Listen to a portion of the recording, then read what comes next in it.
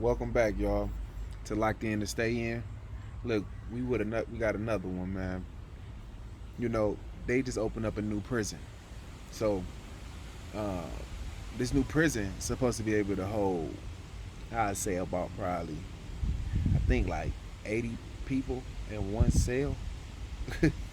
This is crazy, man. And it's all gangs that's locked up in this place. You know, like terrorists. If I said it correctly, terrorists. But these people, if you if you have a tattoo with any gang and the police see it, you're getting locked up. And you get locked up for 20 to 1,000 plus years. So you're not getting out. You're not getting out at all.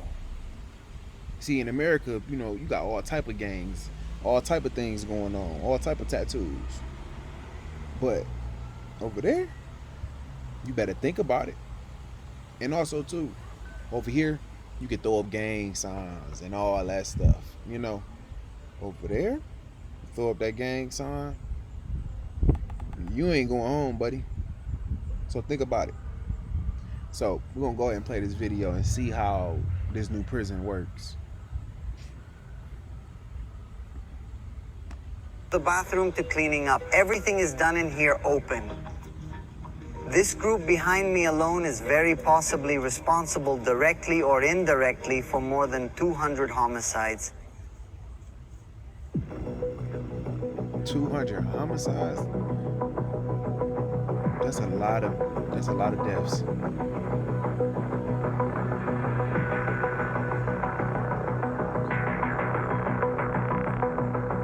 They got them running. We are in El Salvador, and today we will enter the Terrorism Confinement Center, the largest prison in the Americas with a capacity to house about 40 prisoners, of which today a significant percentage are dangerous. Gang members and criminal leaders considered terrorists. This is a maximum security prison, and this is evident from the moment you are perhaps a kilometer from its perimeter, because there are already security elements that begin to interrogate you. They get out of your vehicle, they do a body search, they check your identification. Who are you? What are you doing here? They tell me that there are 7 security filters. Those that are imposed, which makes it practically an impossible mission for anyone to enter or leave without full authorization. In this video, we will know a little of how life is here inside. What are some methods and punishments that are imposed to control today's inmates? What are some of the rules that the country has imposed to control the situation with its criminals? Come, the Lord is waiting for us. Let's give him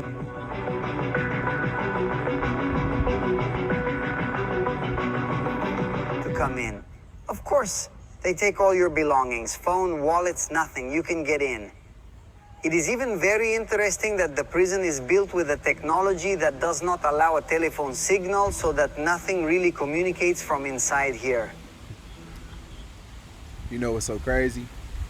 He better make sure he give them everything, because if he forget a cell phone, if he forget a charger, if he forget anything in his pocket, he gonna be locked up. That's one thing about doing these documentaries on these different prisons. You go there and look, let me tell you something. Don't mess up over there. Don't do the wrong thing, or don't do the wrong thing inside that prison. Your butt gonna be behind the walls. If you see something that you aren't supposed to see, your butt's gonna be behind the walls. That's the only thing that's scary about that stuff, man. You gotta be really, really, really careful. There's a lot of other guys that be doing stuff like that around these different countries. Sometimes they gotta pay people and bribe them, like the police officers and stuff like that. They gotta pay them. Like that stuff, that's scary for real. Like I went to Colombia, I was scared to look at them police officers. I ain't want to. But see, I look like them, so I was cool. I was cool. They also pass you to 1 floor where they search you, they take off your shoes, they even check the thickness of your socks. It is not for nothing that it is defined as a maximum security prison. When a person deprived of his freedom, that is a prisoner, enters here, his whole body is searched with a technology that allows us to literally see if there is anything inside his body. Data capture is taken, and he proceeds to go to the module assigned to him. Oh, by the way, we are able to enter to document with special press permits, but we do not really admit any type of visit. People deprived of their liberty in these types of prisons, specially designated for terrorists, are not entitled to any visits. Nothing about, I want to see my mom, I want to see my wife, my daughter, nothing. He looks stressed out. You lost already. that right because of the decisions you made in the armory. You have guns, of course, to control. In the event of a riot or similar situation, to date there has not been one. They ain't gotta never use those. And look, these are the hand and foot cuffs that are placed on prisoners who have to leave their cells, whether for food, exercise, medical care, etc. You don't leave without a pair of these. Man, look how they got This is a surprisingly light but sturdy bulletproof vest. We are already inside one of the modules that has 32 cells, of which each one has a capacity to receive about 100 people deprived of their freedom. Although these numbers may vary, it is very shocking to see it up close. Criminals sleep in a 4-tier bunk system without any kind of mattress, and once people enter here, they will not leave until they finish their sentences. Hey, if y'all see the gates up top, that's crazy. We're talking about criminals here with sentences ranging from 20 years to over 1,000 years. Hey, if y'all pay attention, if y'all can see my little mouse, little clicker thing, I'm about to show y'all. If y'all look up top, up there, them cages right there, all the way down. But then his cage is at the bottom. I wonder.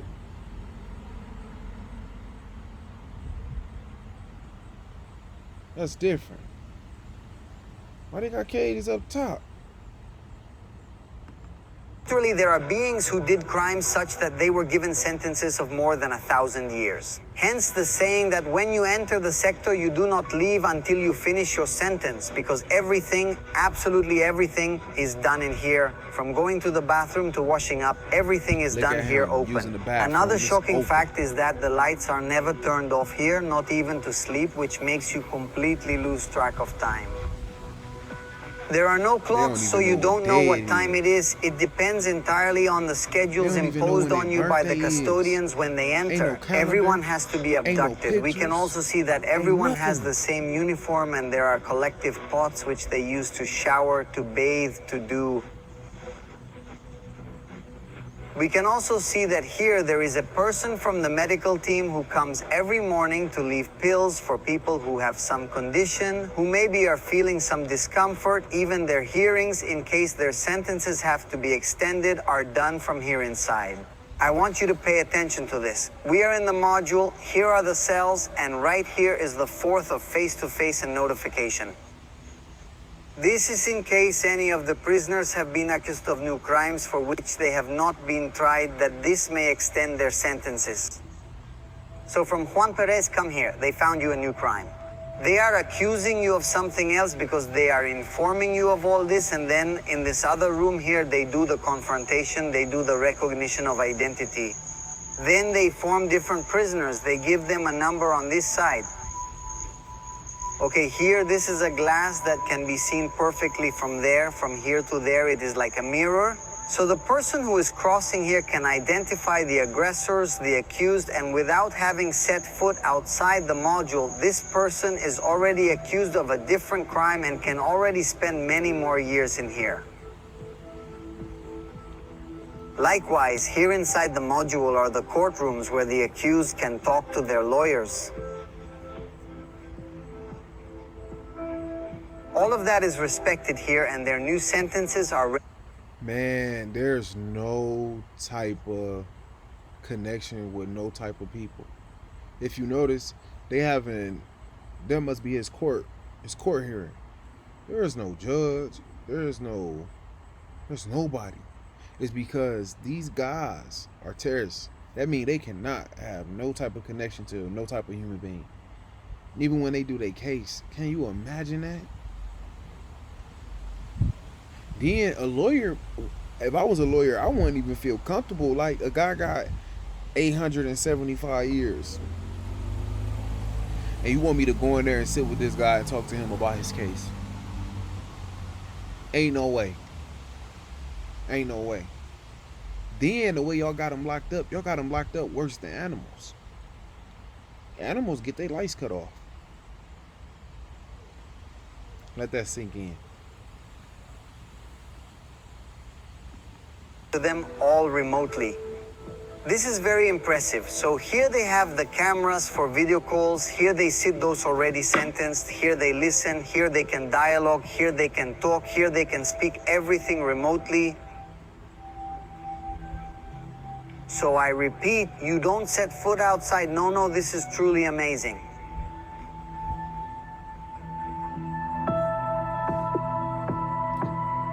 That shit look like military. How can a robot cook over 2 million baskets of fries? Meet Flippy, the AI-powered kitchen robot from Miso Robotics that can help restaurant owners make more profits.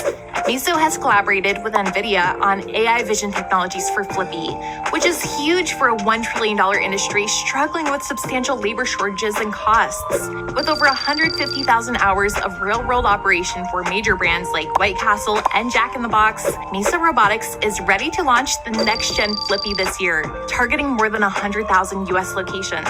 And for a limited time, you can become a shareholder. Click the link to learn.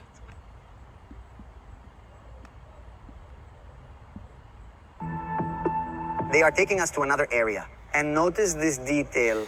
Every time you change area, the floor is made of stones on purpose to make noise in case someone escapes. Oh, they can't even get out. Make every little step more than evident. Let's go up to one of the watchtowers. From up here, we can see some of the modules and we can appreciate the security rings. The highest walls are 9 meters of concrete, followed by 3 meters of electrified fencing. I was allowed to go up to the catwalk.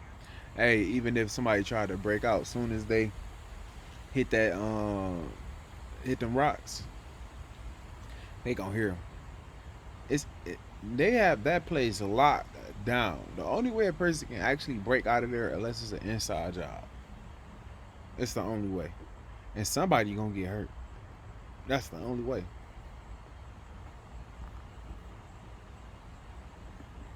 Area, which is where security bodies are strategically placed to be able to see from above into the cells.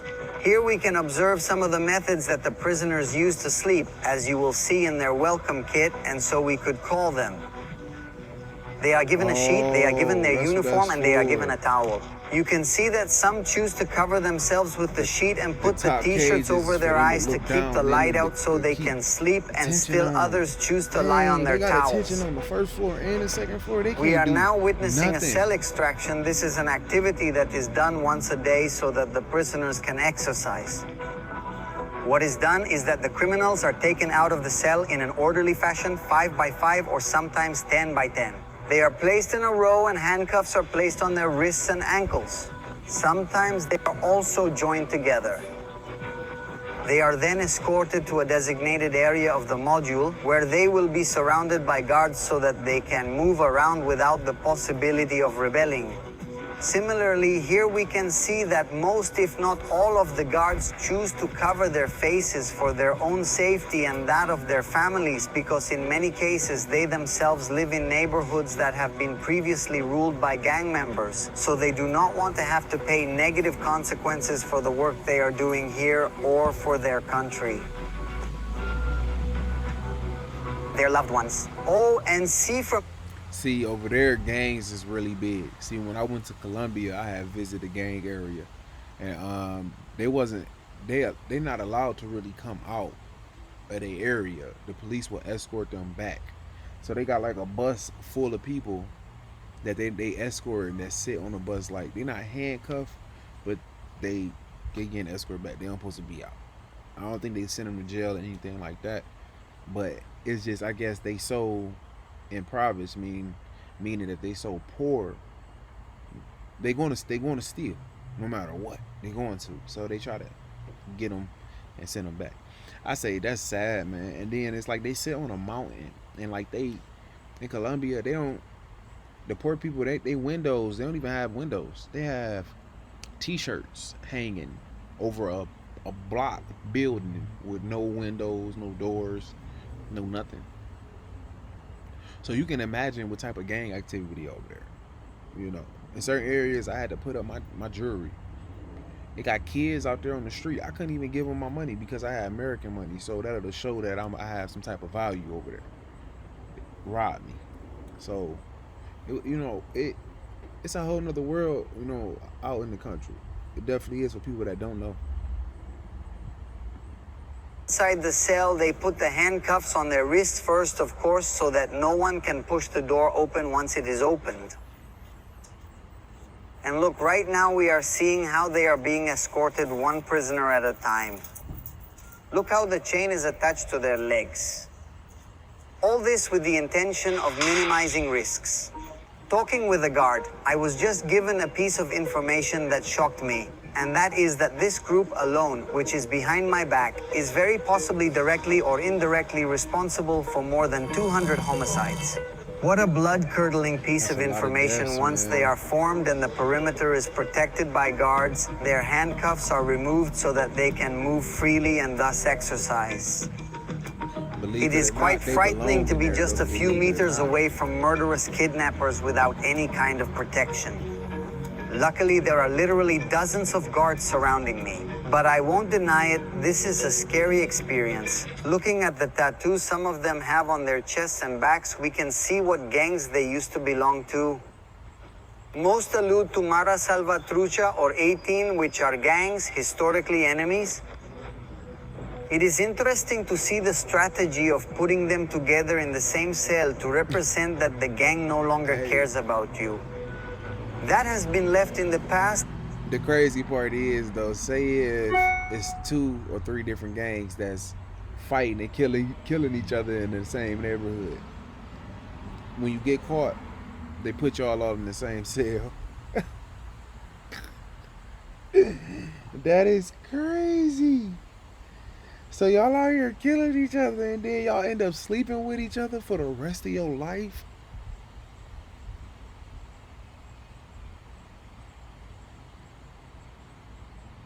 That is what you gotta live for?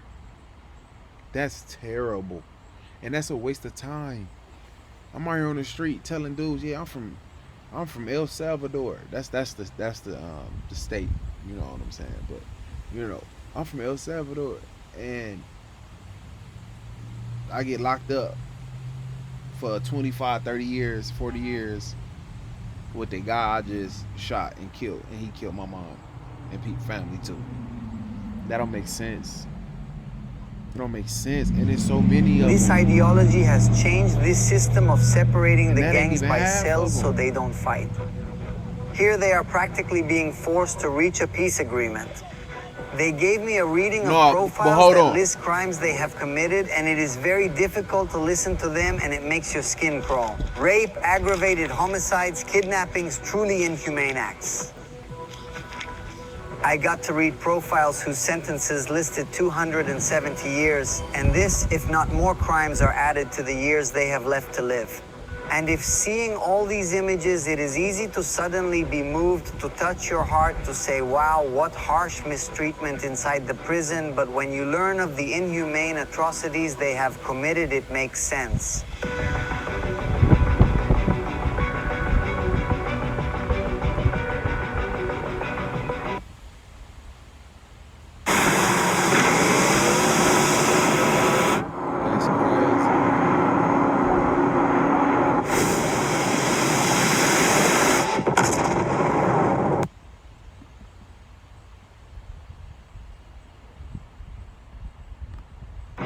Next, we will enter an isolation cell, which is where the prisoners are sent when they commit an infraction. They are always locked with a padlock and basically consist of this space in which they have a cement slab, they have a tub of water with a bucket, they have an access to drainage, and they have a bathroom.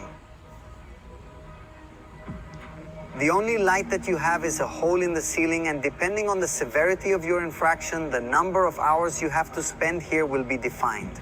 I can tell you that it is a very claustrophobic sensation, very dark and echo, accompanied by a silence that weakens anyone, a very serious punishment. I do not want to imagine myself in a situation like this in which I would be locked up in this cell. The isolation cells have this hatch through which food is passed, and likewise with this small window through which you can supervise the person who is in there. You can close the door and check. Right now we have the camera light on.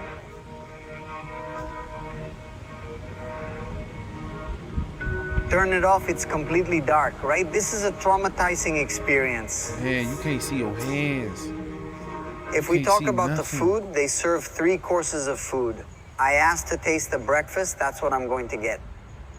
Now we can see that it consists of rice with beans, cream, and 2 tortillas. They tell me that breakfast and dinner is usually the same. It is usually the same dish. And at lunchtime, maybe they can serve some pasta. Maybe they can serve a rice with a different preparation, but they never really eat chicken or meat. That doesn't exist here. That doesn't exist here. What do we get, frijolito? We get cream. Each plate of food is put on the scale and has to weigh 1 pound.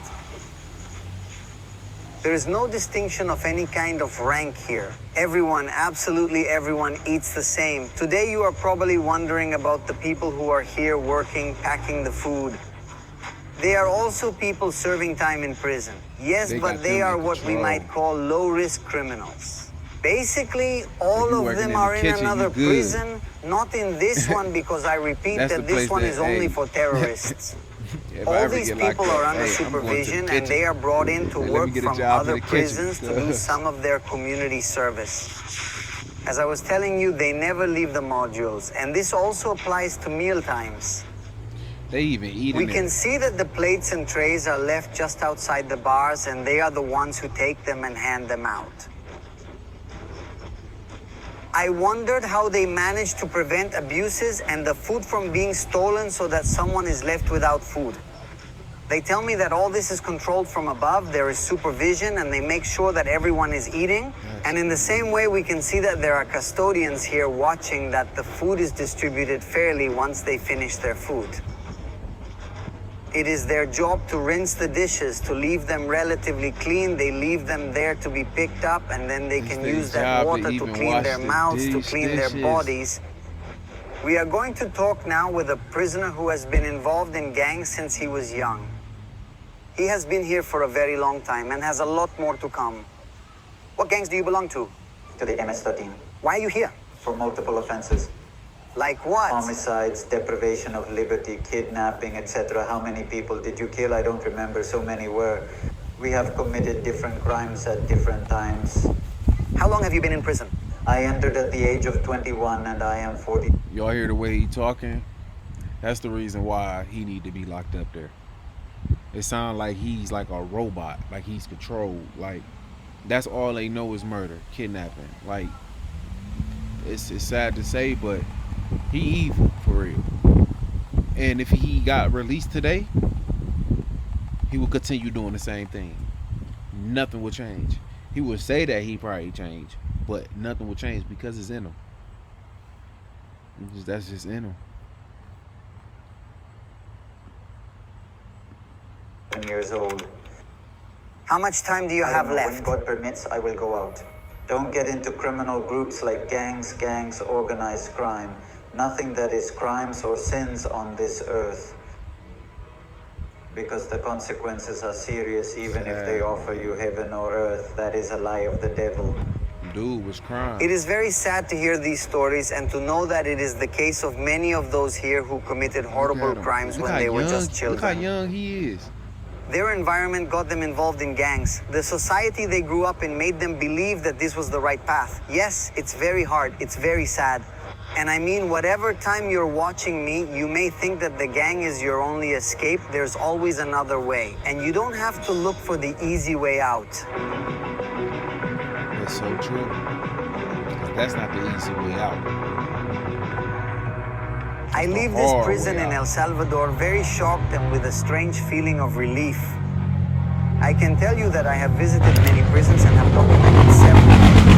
It gives a horrible feeling of helplessness when you visit prisons where criminals who have done horrible things live like kings. I'm sorry, y'all. To be able to appreciate these conditions and these measures in a maximum security prison gives a certain feeling of empowerment to a simple citizen like me. What feeling do you leave with? Man, I'll look read at them down that. here in the comments. Many thanks to the people in the industry. Let me tell y'all something. Don't go to jail. Please, don't go to jail. But I'm going to let that sink in. Because that is not a place that you want to be. And I grew up where it was nothing but gang activity. And yeah, I'm a product of my environment. I was doing things that I wasn't supposed to be doing, but I didn't get caught. Thank God. And the thing is majority of my friends is gone. And some of them is locked up. And that is not the place to be. It changes your life. It changes you as a person. Now, it can change you for the good too, because there's people out here that made it out here. But please think about the choices that you make out here. Please think about it. Because look, let me tell you something. It take 2 minutes, 3 minutes, 4 minutes to make the wrong choice. And it take 5 years, 10 years, a couple months, 6 months, 7 months of your life of being locked up in a room thinking about the decision that you made. So think about it. For opening the doors for me to be able to document this and share it with you. See you as always, in a few days with a new video.